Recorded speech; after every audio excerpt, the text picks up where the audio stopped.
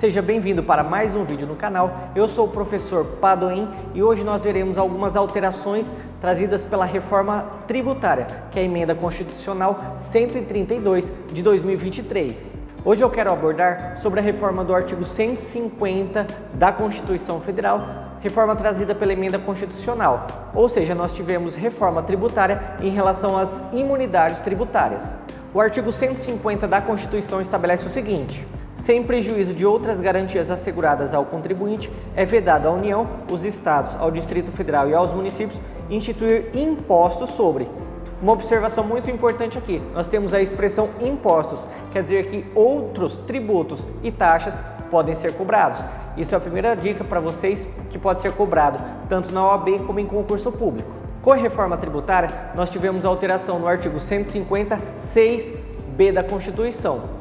A redação anterior era o seguinte: sem prejuízo de outras garantias asseguradas ao contribuinte, é vedado à União, aos Estados, ao Distrito Federal e aos municípios instituir impostos sobre templos de qualquer culto. Veja então como ficou: entidades religiosas e templos de qualquer culto, inclusive suas organizações assistenciais e beneficentes. Ou seja, essas organizações assistenciais e beneficentes ligadas às instituições religiosas não pagarão mais IPTU, IPVA, Imposto de Renda, dentre outros impostos. A segunda modificação trazida pela reforma tributária em relação ao artigo 150 da Constituição se refere ao parágrafo 2º. Olha só a diferença. Na redação anterior à reforma tributária, nós tínhamos a seguinte redação do parágrafo 2º.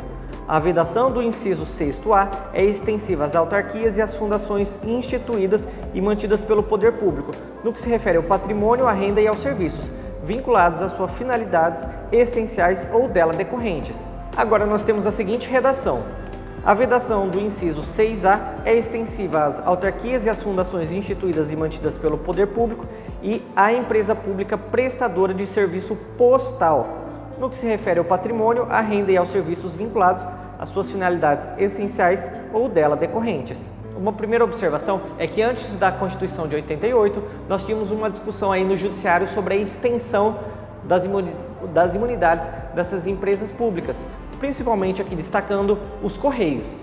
Porém, antes mesmo da Constituição de 88, nós já tínhamos o Decreto 509, no qual no artigo 12 destacava o seguinte: a ECT gozará de isenção de direitos de importação de materiais e equipamentos destinados ao seu serviço dos privilégios concedidos à Fazenda Pública, quer em relação à imunidade tributária direta ou indireta, impenhorabilidade de seus bens, rendas e serviços, quer no concernente ao foro, prazos e custas processuais. Essa temática, então, foi levada ao STF, no qual reconheceu que o artigo 12 do Decreto 509 de 69 foi sim recepcionado pela Constituição Federal. Assim, assemelhando-se à natureza jurídica de autarquia, as empresas públicas que prestam serviço público gozam do benefício da imunidade tributária recíproca, como, por exemplo, os Correios. E eu também quero que você anote aí para efeitos de estudo, porque isso pode cair como pegadinha na OAB ou em concurso público. Eu me refiro ao parágrafo 2º do artigo 150 da Constituição Federal, que diz o seguinte: as vedações do inciso 6A. O inciso 6A do artigo 150, ele estabelece a imunidade recíproca entre os bens, serviços e patrimônio da União, dos Estados, do Distrito Federal e dos municípios. Esta imunidade recíproca, ela tem uma extensão significativa, ou seja, é extensiva às autarquias e às fundações instituídas e mantidas pelo poder público e à empresa pública prestadora de serviço postal, no que se refere ao patrimônio, à renda, aos serviços vinculados, às suas finalidades essenciais ou as delas decorrentes. Já no parágrafo 4º do mesmo dispositivo constitucional não prevê essa expressão. Veja bem, as vedações expressas no inciso 6, alíneas B e C, que se trata das entidades religiosas e templos de qualquer culto, inclusive suas organizações assistenciais e beneficentes, patrimônio, renda ou serviços dos partidos políticos, inclusive suas fundações, nas entidades sindicais dos trabalhadores, nas instituições de educação e de assistência social sem fins lucrativos, atendidos os requisitos de lei, compreende somente o patrimônio, a renda e os serviços relacionados com as finalidades essenciais das entidades nelas mencionadas.